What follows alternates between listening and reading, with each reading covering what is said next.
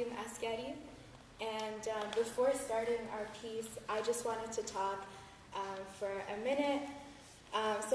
Right before this, recently it was brought to my attention that in order for this concert and for this collaboration to have been able to take place, we needed a fund and a grant. So the grant was received from UFT's C-150 fund, and that is given to affiliates of UFT to celebrate Confederation and the 150th anniversary of Canada. So personally, as an Iranian Muslim woman, I wanted to say that I am not here for that.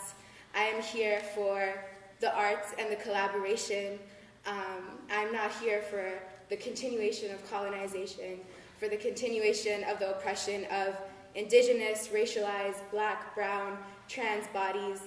And I think it's important that we recognize the lands we're on and the people who are put in the margins, and we continue to keep that in mind, even though it is the 150th anniversary of Canada.